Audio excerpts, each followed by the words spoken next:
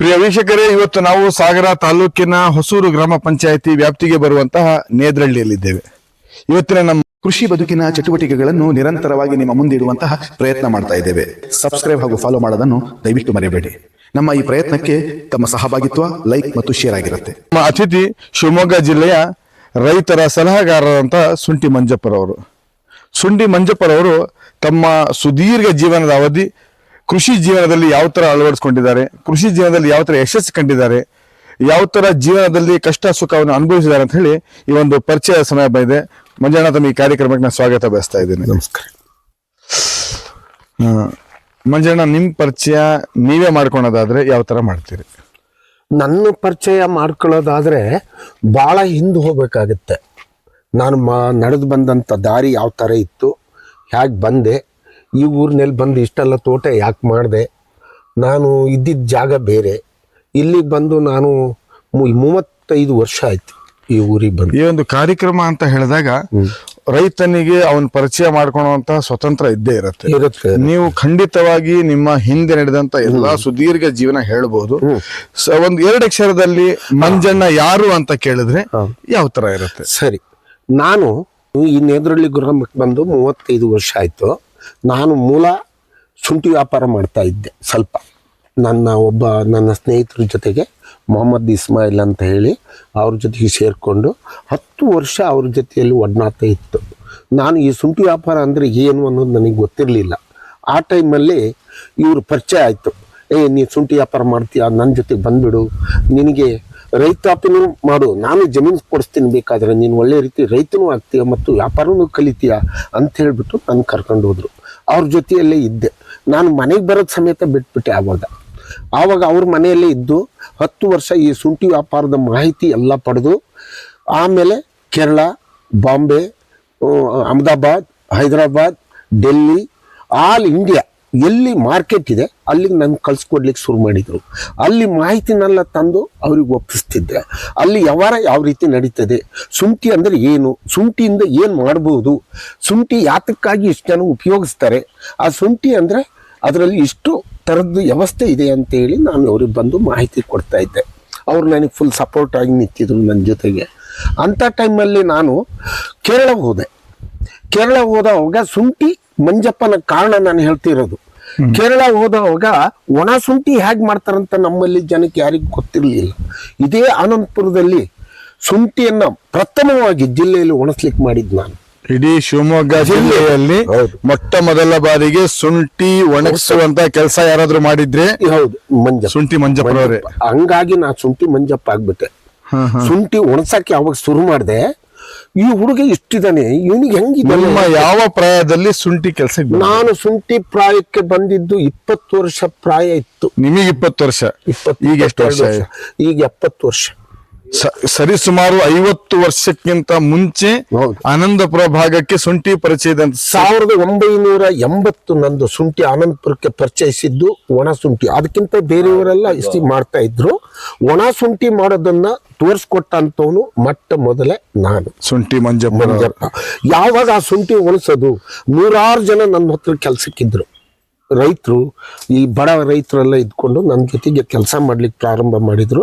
60 kg ಚೀಲ ಒಂದು, ಅದು ಸ್ಕಿನ್ ಔಟ್ ಮಾಡ್ಲಿಕ್ಕೆ ಖಾಲಿ 3 ರೂಪಾಯಿ ಕೊಡ್ತಾ ಇದ್ದೆ. ಒಂದು ಇಡೀ ಚೀಲಕ್ಕೆ 3 ರೂಪಾಯಿ. ಆ ಕಾಲಘಟ್ಟದಲ್ಲಿ 3 ರೂಪಾಯಿ ಕೊಡ್ತಾ ಇದ್ದೆ.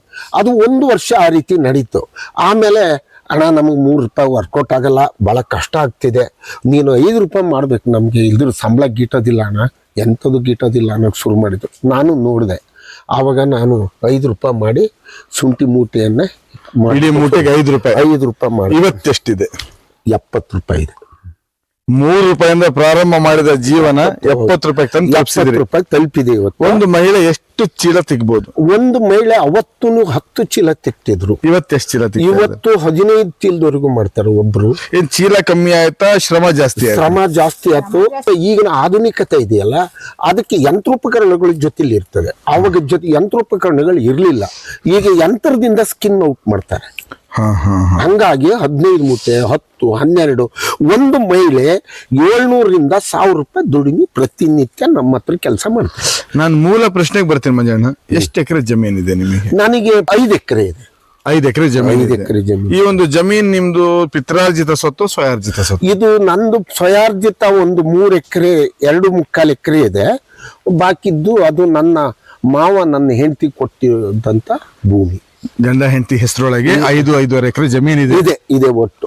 ಹಾಗಾಗಿ 2.25 ಎಕರೆ ನಿಮ್ ಸ್ವಯಾರ್ಜಿತ ಭೂಮಿ ಇದೆ. ಒಬ್ಬ ವ್ಯಕ್ತಿ ಸ್ವಯಾರ್ಜಿತ ಜಮೀನ್ ಮಾಡ್ಬೇಕಂತ ಹೇಳಿದ್ರೆ ಅತ್ಯಂತ ಪರಿಶ್ರಮದಿಂದ ಮಾಡ್ಬೇಕಾಗುತ್ತೆ. ಬಹಳ ನಿಮ್ಮ ಕಾಲಘಟ್ಟದ ಆ ಜಮೀನ್ ಮಾಡಕ್ಕೆ ಪಟ್ಟಂತ ಪರಿಶ್ರಮ ಏನು ಅಂತ ಕೇಳಿದ್ರೆ ನಿಮ್ ಉತ್ತರ ಏನು? ನನ್ನ ಉತ್ತರ ಅದಕ್ಕೆ, ಜಮೀನು ಇನ್ನೂ ಬೇಕಾದಷ್ಟು ಮಾಡೋ ಅಂತ ಅವಕಾಶಗಳು ನನಗಿತ್ತು. ಅವತ್ತಿನ ಟೈಮ್ನಲ್ಲಿ 1 ಎಕರೆಗೆ 2,000-3,000 ಸಿಕ್ತಿತ್ತು ಜಮೀನು. ಬರೇ 1 ಎಕರೆಗೆ 2,000-3,000 ಅಂತ ಸಿಕ್ತಿತ್ತು. ಯಾಕೆ ತಗೊಂಡಿಲ್ಲ ಅಂತ ತಗೊಳ್ಲಿಕ್ಕೆ ನನಗೇನಾಯ್ತು, ನಾವು 12 ಜನ ಮಕ್ಕಳು ಇದ್ವಿ. ಬಹಳ ಬಡತನ ಇತ್ತು ಸಿಕ್ಕಾಪಟ್ಟೆ.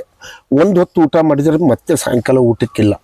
ನಾನು ಒಬ್ಬ ವ್ಯಾಪಾರ ಮಾಡಬೇಕು, ಅಲ್ಲಿ ಅಕ್ಕಿ ತರಬೇಕು, ಎಲ್ಲರದು ಜೀವನ ನಡಿಬೇಕು. ನಿಮ್ಮ ಕುಟುಂಬದಲ್ಲಿ? ನಮ್ಮ ಕುಟುಂಬದಲ್ಲಿ 12 ಜನ ಮಕ್ಕಳು, ತಂದೆ ತಾಯಿ, ನಮ್ಮ 15 ಜನ ಜೀವನಕ್ಕೆ 2.5 ಎಕರೆ ಜಮೀನಿತ್ತು ನಮ್ಮ ಅಪ್ಪನ ಹೆಸರಲ್ಲಿ. ಯಾವ ಊರು ನಿಮ್ದು? ನಮ್ದು ಮುಂಬಾಳು ಅಂತ ಹೇಳಿ. ಶರಾವತಿ ಮುಳುಗಡೆಯಾಗಿ ಬಂದು ನಮ್ಗೆ 2.5 ಎಕರೆ ಜಮೀನು ಸಿಕ್ಕಿದ್ದು. ಶರಾವತಿ ಮುಳುಗಡೆ ಸಂತ್ರಸ್ತರಲ್ಲಿ ನಿಮ್ಮ ಕುಟುಂಬನು ಒಂದು ಬಹಳ ಕಷ್ಟದಿಂದ ಬಂದಂತ ಕುಟುಂಬ. ಅಲ್ಲಿ ಎಷ್ಟು ಎಕರೆ ಜಮೀನು? ಅಲ್ಲಿ 2.5. ಶರಾವತಿಲಿ ನಮಗೆ 70 ಎಕರೆ ಇತ್ತು. ಇಲ್ಲಿ ಯಾಕೆ 2.5 ಎಕರೆ? 2.5 ಎಕರೆ ಅಂದ್ರೆ 65 ಜನ ಒಂದು ಕುಟುಂಬದಲ್ಲಿ ಇದ್ದೀವಿ ನಾವು. ಅದು ಎಲ್ಲರಿಗೂ ಹಂಚಿದವಾಗ ಅದು ಒಂದ್ ಕಡೆ ಜಮೀನು ನಮ್ಗೆ ಅವತ್ತಿನ ಕಾಲದಲ್ಲಿ ಸಿಕ್ಲಿಲ್ಲ. ಗೌರ್ಮೆಂಟ್ನವರು ಎಷ್ಟು ಹೋಗ್ಬಿಟ್ರು ನಮ್ಮನ್ನು ಬೀದಿ ಮೇಲೆ. ನಮ್ಗೆ ಏನೂ ರೆಸ್ಪಾನ್ಸ್ ಶರಾವತಿ ಮುಳುಗಡೆಯವರಿಗೆ ಸರ್ಕಾರ ಇವತ್ತಿನವರೆಗೂ ರೆಸ್ಪಾನ್ಸ್ ಮಾಡಿಲ್ಲ. ಅವರನ್ನ ಎಡಗಣ್ಣಿನಿಂದ ನೋಡ್ತಾರೆ ಹೊರತು ಒಳ್ಳೆ ಇದರಿಂದ ನೋಡಿ ನಮಗೆ. ಶರಾವತಿ ಮುಳುಗಡೆಯವರು ತುಂಬಾ ಅವ್ರ ಮೇಲೆ ಅನ್ಯಾಯ ದೌರ್ಜನ್ಯ ಆಯ್ತು ಅಂತ ಹೇಳ್ಕೊಂತಾರೆ. ಇದು ಸತ್ಯನಾ? ಸತ್ಯ, 100ಕ್ಕೆ 100 ಸತ್ಯ. ಅವ್ರಿಗೆ ಸೌಕರ್ಯಗಳಿಲ್ಲ, ಅವ್ರ ಮಕ್ಕಳಿಗೆ ನೌಕರಿ ಇಲ್ಲ, ನೀರಿನ ಸವಲತ್ತಿಲ್ಲ, ಅವ್ರಿಗೆ ಮನೆ ಮಠ ಕಟ್ಕೊಳಕ್ ಒಂದು ಅವಕಾಶ ಮಾಡ್ಕೊಟ್ಟಿಲ್ಲ. ಇಡೀ ಪ್ರಪಂಚಕ್ಕೆ ಬೆಳಕು ಕೊಟ್ಟಂತ ನಾವು ಶರಾವತಿ ಮುಳುಗಡೆಯವರು ಇವತ್ತು ನಾವು ಕರೆಂಟ್ ಇಲ್ದೆ ಎಷ್ಟು ವರ್ಷ ದೀಪದ ಚಿಲ್ಮೆ ಬುಲ್ಡೆಯಲ್ಲಿ ಇವತ್ತು ಕಾಲ ಕಳೆಯೋರು ನನ್ನ ಕಣ್ ಮುಂದಿದ್ದಾರೆ. ಆ ಕಾಲದ ಘಟ್ಟದಲ್ಲಿ ನಾವು ಕೇಳಿದ ಹಾಗೆ ಲಾರಿಯಲ್ಲಿ ಜನರಿಗೆ ಬಂದು ಯಾವ್ದೋ ಒಂದು ಜಮೀನ್ ತೋರಿಸಿ ಇದ್ರಲ್ಲಿ ಇರ್ರಿ ಅಂತ ಹೇಳಿ ಹೋಗ್ಬಿಟ್ರು. ಹೌದು. ಆಮೇಲೆ ತಿರುಗಿ ಬಂದಿಲ್ಲ ಅವರು. ಬಂದಿಲ್ಲ. ಹೌದಾ? ಇದು ಅದಕ್ಕೆ ಸತ್ಯವಾದ ಮಾತು. ನಾನು 8 ವರ್ಷ ಹುಡುಗ. ನಿಮಗೆ ಅವಾಗ 8 ವರ್ಷ? 1962ನೇ ಇಸ್ವಿ ನಾವು ಇಲ್ಲಿಗೆ ಬಂದಿದ್ದು. 60ರಲ್ಲೇ ಸ್ಟಾರ್ಟ್ ಆಯ್ತು. ಆವಾಗ ನಂಗೆ 8 ವರ್ಷ ಇತ್ತು. ಚೆನ್ನಾಗಿ ಗೊತ್ತಾಗ್ತಿತ್ತು, ಚುರುಕಿದ್ದೆ ನಾನು. ಆವಾಗ ಲಾರಿಯಿಂದ ನಮ್ಮನ್ನು ಯಾಳಗ್ ತುಂಬಿಬಿಟ್ರು ಮನೇಲಿ. ಆವಾಗ ಏನಾಯ್ತು, ಇಷ್ಟಿಷ್ಟು ನೀರು ಬಂದ್ಬಿಡ್ತು ಮನೆ ಹತ್ರ, ಶರಾವತಿ ನೀರು. ಆವಾಗ ನಾವು ಊರ್ ಬಿಡಲ್ಲಪ್ಪ, ನಮ್ಮ ಆಸ್ತಿ ಎಲ್ಲ ಹೋಗ್ತಾ ಇದೆ, ನಮ್ಮ ಜೀವ ಇಲ್ಲೇ ಹೋಗ್ಲಿ ಅಂತ ನಮ್ಮ ಅಪ್ಪ ನಮ್ಮ ಅಜ್ಜ ಅವರೆಲ್ಲ ಹೋಗ್ಲಿಕ್ಕೆ ಯಾರು ರೆಡಿ ಇರ್ಲಿಲ್ಲ. ಯಾವ ಇಸ್ವಿ ಅದು? ಅದು 1960-62 ಆ ಇಸ್ವಿಯಲ್ಲಿ 2 ಮುಳುಗಡೆ ಆಯ್ತು ನಮ್ಗೆ. 2 ಭಾಸ್ಕರ್ ಡ್ಯಾಮ್ ಒಂದು, ಮತ್ತೊಂದು ಶರಾವತಿ. 2 ಯಾರು ನೀವು? 2ರಲ್ಲಿ ಅಂದ್ರೆ ಹಿರೇಭಾಸ್ಕರ್ ಡ್ಯಾಮ್ ಅಲ್ಲಿ ನಾನು ಹುಟ್ಟಿಲ್ಲ. 1937-38ರಲ್ಲಿ ಡ್ಯಾಮ್ ಕಟ್ಟಿದ್ರು. ಅವಾಗ ನಾವು ಹುಟ್ಟಿಲ್ಲ. ಆವಾಗ ನಮ್ದು ಭಯಂಕರ ಆಸ್ತಿ, ಒಂದು 100 ಎಕರೆ ಜಮೀನಿತ್ತು. ಜಮೀನ್ದಾರ ಆಗಿನ ಕಾಲದ? ಆವತ್ತಿನ ಕಾಲದಲ್ಲಿ ದೊಡ್ಡ ಇಡೀ ಊರಿಗೆ ಒಂದೇ ಮನೆ ಇತ್ತು ಅಂತ ಕುಟುಂಬದ್ದೇ. ನಮ್ಮಲ್ಲಿ ಒಳ್ಳೆ ಮೆಡಿಸಿನ್ ಕೊಡೋ ಅಂಥದ್ದು, ಔಷಧಿ ಕೊಡೋ ಅಂಥದ್ದು. ಆಮೇಲೆ ಅವತ್ತು ಸರ್ಕಾರಿ ಶಾಲೆಗಳು ಇರಲಿಲ್ಲ. ನಮ್ಮ ಅಜ್ಜ ಅವರು ಊರಿಗೆ ಆ ಭಾಗದ ಜನಕ್ಕೆ ಸ್ಕೂಲನ್ನು ಪ್ರಾರಂಭ ಮಾಡಿ ಎಲ್ಲ ಆ ಭಾಗದ ಜನಕ್ಕೆ ವಿದ್ಯೆ ಕೊಟ್ಟಂತ ಹೆಸರು ಬರ್ಬೇಕಂದ್ರೆ ನಮ್ಮ ಅಜ್ಜ. ಇಂಥ ಹೆಸರು ಉಳ್ಳ ಕುಟುಂಬದವರ ಕತೆ ಹೀಗಾದ್ರೆ ಹೌದು, ಬಡ ಸಾಮಾನ್ಯರ ಕತೆ ಏನಾಗಿರ್ಬೋದು? ಅದು ಹೇಳಕ್ ತೀರ್ದು ಅಷ್ಟು ಕಷ್ಟ ಅನುಭವಿಸಿದ್ದಾರೆ. ಅದು ಹೇಳಕ್ಕೆ ಸಾಧ್ಯವಿಲ್ಲ. ಅಷ್ಟು ಕೆಟ್ಟ ಸ್ಥಿತಿಯಲ್ಲಿ ನಾವು ಬದುಕಿದೀವಿ ರೈತರಾಗಿ. ಇವತ್ತು ಆ ನೆನಪು ಮಾಡ್ಕೊಂಡ್ರೆ ನಮ್ ಕಣ್ಣಲ್ಲೂ ನೀರು ಬರುತ್ತೆ. ಆಗಿನ ಕಾಲದಲ್ಲಿ ನಿಮ್ ಪರ ಧ್ವನಿ ಎದ್ದವ್ರು ಯಾರು ಇಲ್ವಾ? ಇದ್ರು, ವಿದ್ಯಾವಂತರು ಕಡಿಮೆ, ಓದಿಲ್ಲ, ಯಾರಿಗೂ ವಿದ್ಯೆ ಇಲ್ಲ. ಯಾರೋ ಒಬ್ರು ಇಬ್ರು ವಿದ್ಯೆ ಕಲ್ತವ್ರು ಇದ್ರೆ ಅವ್ರು ಆಸ್ತಿ ಮಾಡ್ಕೊಳ್ಳೋದು, ಅವರಿಗೆಲ್ಲ ಬುಕ್ ಮಾಡ್ಕೊಳ್ಳೋದು, ಅವ್ರದ್ದೇ ನೋಡ್ಕೊಂಡು ಸ್ವಾರ್ಥಿಗಳು ಅವತ್ತು ಇದ್ರು. ಅವತ್ತು ನಮ್ಮಂತವ್ರ ಪರವಾಗಿ ಯಾರು ಇರ್ಲಿಲ್ಲ. ಬಡವರ ಕಣ್ಣೊರ್ಸೋರು ಯಾರು ಇರ್ಲಿಲ್ಲ. ನಾವು ಬಿದಿರು 1964ರಲ್ಲಿ ಬಿದಿರು ಅಕ್ಕಿ ಬಂತು. ಹೌದು. ಅವಾಗ ರಾಜನ್ ಅಂತ ಬರುತ್ತಾರೆ, ರಾಜನ್ ಅಂತ ಅಕ್ಕಿ. ಬಿದಿರು ಎಲ್ಲ ಹಣ್ಣಾಗಿ ಹೂ ಬಿಟ್ಟು ಭತ್ತ ಬಂದಂಗೆ ಬರ್ತೀವಿ. ಕಳೆದೊಂದು ವಾರದಲ್ಲಿ ನಾವು ವಿಡಿಯೋ ಮಾಡಿ ಸುಶೀಲಮ್ಮ ಅಂತ ಹೇಳಿ ರಾಜನ್ ಅಕ್ಕಿ ಬಗ್ಗೆ ಹೇಳಿದ್ರು. ತುಂಬಾ ಕಷ್ಟ, ಬರಗಾಲ ಬಂದ ಕಾಲದಲ್ಲಿ ರಾಜನ್ ಅಕ್ಕಿ ಊಟ ಮಾಡಿದ್ವಿ ಅಂತ ಹೇಳ್ತೀನಿ. ಅದ್ರ ಕತೆ ಬಹಳ ಚೆನ್ನಾಗಿದೆ. ಇದು ಸ್ವಂತ ನಾವು ಊಟಕ್ಕೆಲ್ಲ ನಮಗ್ ಬಹಳ ಕೊರತೆ ಇತ್ತು. ಸರ್ಕಾರ ನಮ್ಮನ್ನ ತಂದು ಮರದಡಿ ಹಾಕಿ ಹೋಗ್ಬಿಟ್ರು.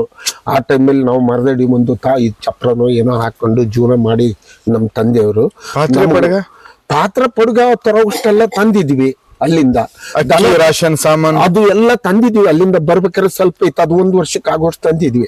60ರಲ್ಲಿ ತಂದು ಈ ಕಡೆ ಒಗಾಸಿದ್ದಾರೆ. 61 ಅಂಗಡಿ ಇತ್ತ ಈ ಭಾಗದಲ್ಲಿ? ಅಂಗಡಿ ಅನಂತಪುರಕ್ಕೆ ಹೋಗ್ಬೇಕಾಗಿತ್ತು. ಏನಾದ್ರು ಎಷ್ಟು ಕಿಲೋಮೀಟರ್ ಆಗತ್ತೆ ಇಲ್ಲಿಂದ ಅನಂತಪುರ? ಇಲ್ಲಿ ಈಗ ಅಲ್ಲಿ ನಾವು ಇದ್ದ ಜಾಗದಿಂದ ಒಂದು 5 ಕಿಲೋಮೀಟರ್ 5 ಕಿಲೋಮೀಟರ್ ಇತ್ತು. ಆವಾಗ ಹೋಗಿ ಅಲ್ಲಿಂದ ತಂದು ಅಡಿಗೆ ಊಟ ಮಾಡ್ಕೊಂಡು ಜೀವನ ಮಾಡ್ತಾ ಇದ್ವಿ. ಆಮೇಲೆ ಊಟಕ್ಕೆ ಇಲ್ದೆ ಹೋಯ್ತು. ಅಕ್ಕಿ ದುಡಿಮೆ ಇಲ್ಲ. ಒಂದು ಆಳು ಹೋದ್ರೆ ಒಂದು 8 ಆಣೆ 1 ಸೇರು ಅಕ್ಕಿ ಕೊಡ್ತಿದ್ರು ನಮ್ಗೆ ಕೂಲಿ. ಇಷ್ಟು ಬಡತನದಿಂದ ಬಂದಂತ ಮಂಜಣ್ಣ ಇಡೀ ಆನಂದಪುರ ವ್ಯಾಪ್ತಿಗೆ ಶುಂಠಿ ಮಂಜಣ್ಣ ಅಂತ ಬೆಳೆದಂತಹ ರೀತಿ ಏನು? ಯಾಕಿಷ್ಟು ಯಾವ ತರ ಈ ತರ ಬೆಳೆಕ್ ಸಾಧ್ಯ? ಅದು ಬೆಳೆಯಕ್ಕೆ ಕಾರಣ ಹೇಳ್ತೀನಿ ನಾನು. ಅದು ಆ ತರ ರಾಜನಕ್ಕಿನ ಗುಡಿಸಿ ಊಟ ಮಾಡಿದೀವಿ ನಾವು. 10-20 ಚೀಲ ಗುಡಿಸಿ ಅಕ್ಕಿ ಮಾಡಿ ಒಣಕಿಯಲ್ಲಿ ಕುಟ್ಟಿ ನಾವು ಭತ್ತ ಕುಡ್ದಂಗೆ ಕುಡ್ತಿದ್ವಿ. ಕುಟ್ಟಿ ಅದು ಮಿಲ್ಲಿಗೆ ತಗೊಂಡೋಗಿ ಹಿಟ್ಟು ಮಾಡಿ ಅದ್ರ ರೊಟ್ಟಿ ಮಾಡಿ ಹಿಟ್ಟು ಮಾಡೋದ? ಅದು ಹಿಟ್ಟು ಮಾಡಿ ರೊಟ್ಟಿನೂ ಮಾಡಿದೀವಿ, ಅನ್ನನೂ ಮಾಡಿದೀವಿ. ಅನ್ನ ತಿನ್ನಕ್ ಚೆನ್ನಾಗಲ್ಲ, ಹೊಟ್ಟೆ ಕೇಳಲ್ಲ, ಅನಿವಾರ್ಯ ಬದುಕಬೇಕಾಗಿದೆ ಜೀವನ. ಅದ್ರ ಹಾಕ ತಿಂದಿದ್ದೈತಲ್ಲ ಅದು ನಿಜಕ್ಕೂ ಜೀವನದ ನೆನಪು ಮಾಡಿದ್ರೆ. ಇವತ್ತಿನ ಕೃಷಿಕರು ಇವರಾಗಿದ್ದಾರೆ, ಮುಂದಿನ ಕೃಷಿಕರು ನೀವಾಗಬಹುದು. ಅಲ್ಲಿಯವರೆಗೆ ನಮ್ಮೊಂದಿಗೆ ನಿಮ್ಮ ಸಹಕಾರ ಹೀಗೆ ಇರಲಿ ಎಂದು ಆಶಿಸ್ತಾ ವಿರಾಮದೊಂದಿಗೆ ಜೈ ಹಿಂದ್, ಜೈ ಕರ್ನಾಟಕ.